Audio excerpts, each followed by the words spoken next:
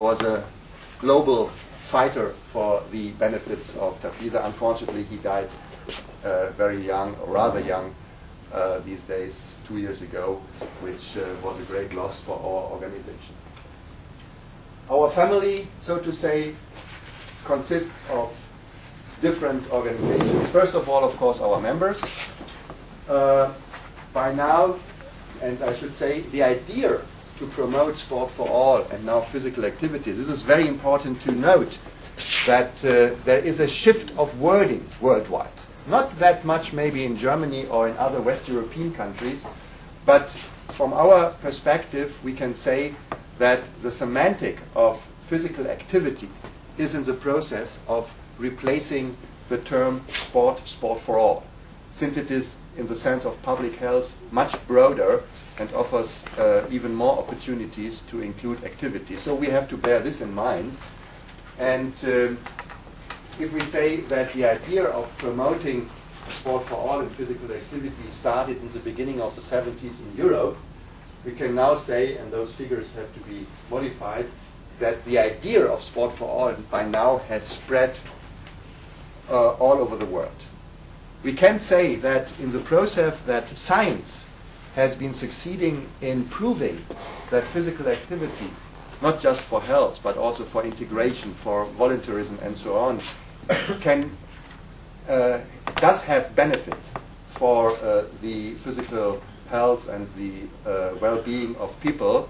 Since we have this scientific proof, most of the governments in the world, I should say 95, are not anymore exclusively considering top sports, Olympic Games, gold medals and so on, as their only field where they invest money, even though this will still have priority for the future.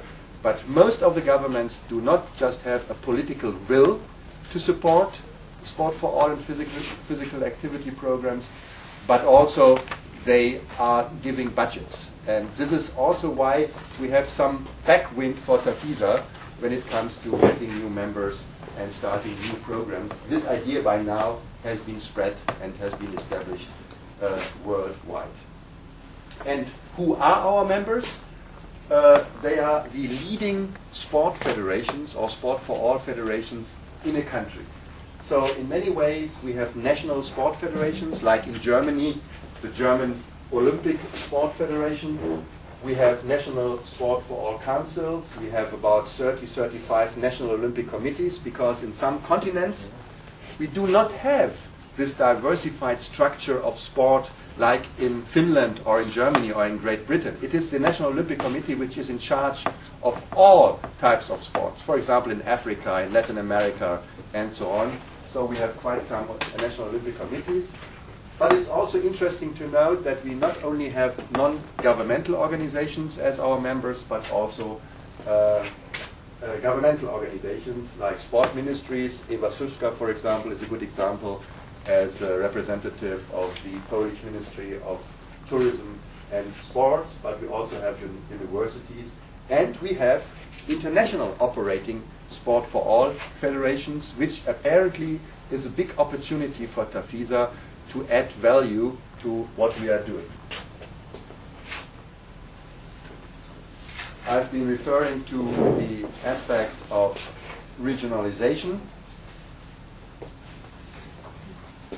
However, it is very important that by now we are very strongly linked with other internationally operating organizations. This is not a delicate aspect. I'm referring to that since we have some voices in our movement saying, keep apart from these huge established organizations. We must take care not to lose our own identity. However, I think it's very important, especially in this present process, that we are close to these organizations to also get moral and some financial support. So for example, we are these days working on a new contract with the International Olympic Committee. The International Olympic Committee, this is not a secret anymore, is going to support TAFISA in our function to also consult national Olympic committees in some other countries. They are not in the process of providing their own resources. They are looking for an organization which can take over these services, and they have identified TAFISA to doing that. So we are right now in the process of working out this memorandum of understanding. We do have a memorandum of understanding with WHO, of course, in respect with the WHO Global Strategy on Physical Activity, Health and Nutrition, or the other way around, I don't know. But they were looking for a network to realize, to operate, to execute this paper, and that's why we have agreement with the World Health Organization. Of course, ICSPE, the International Council of Sports Science and Physical Education, is very close to us. I'm personally very happy that I was elected member of the new executive board of ICSPE, which will help TAFISA quite a lot to get closer to all those scientifically operating organizations. And we have close links to UNESCO, especially in the field of traditional games and sports, which also is a highly crucial topic right now, because we can even talk about a tendency worldwide that ever more countries start to rediscover traditional games as a source to benefit and to support the popular sport culture in a country. So there is a real business going on in this field, and I'm very happy that TAFISA organized last year in September the Busan Games, which focused on this aspect of our work, with inviting delegations presenting traditional games and sports from more than 100 countries. And I'm very happy that we also have our friends here from Lithuania that is going to organize the next World Sport for All Games, focusing on traditional games as well, in 2012 in Lithuania. Coming to the challenge. I indeed truly believe that the benefit of physical activity and sport for all must not be underestimated. From my personal point of view, presently there are three major challenges which we have to face now and in the future. There is, of course, global warming, there is increased terrorism, and of course, number three of the major problems we have in our world, of course, is also obesity. And I sincerely believe, even though some of you might smile whether we think too big, however, I think physical activity and sport for all, executing those two areas of activities, might a little bit at least help to cope with those major challenges. Of course, if we go to our dinner restaurant tonight on foot, I will be back later. Sorry, I have to go. See you. It will help maybe a little bit to fight global warming. If we start not using cars anymore, or go a little bit more by bike or on foot, it might help. If people do sport for all, they talk, they communicate, they socialize. Even after sports, we are going for a beer, we're going for a pub. And this, of course, might help that there are more understanding, that there is more understanding between people. And I think sport for all, physical activity, can also be a means to improve the relationship between different cultures, different religions, for example. And of course, the increased standard of obesity, which is indeed very crucial. And that's why I totally believe what Professor Zimmet from Australia has been saying. Strategies to increase physical activity are the most effective weapon to combat obesity. But you are all aware of that. It's not new to you, since this is one of the major motives. You have been working for a long time in this field. Coming to the importance of communities and cities.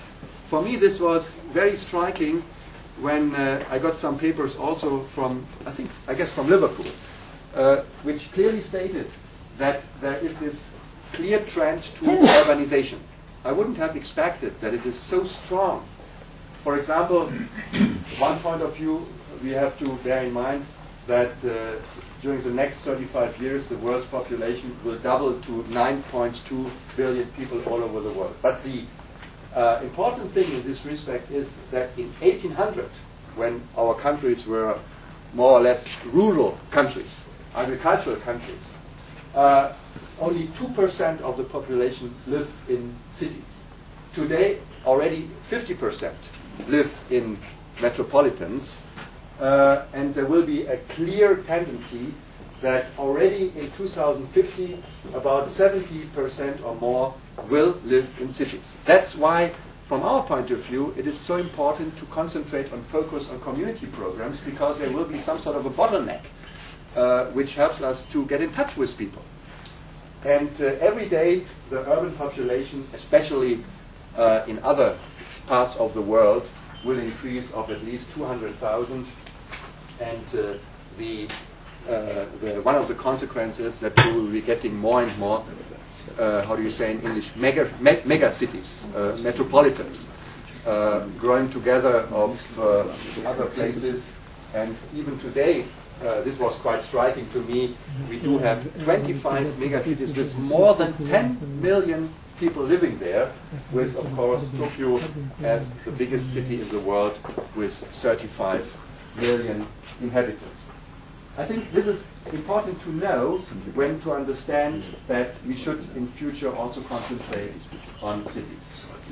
Urban settings, from our point of view, provide a decisive source for improving citizens' quality of life and participation rate in physical activity and sport. We will be working on this during the next couple of hours.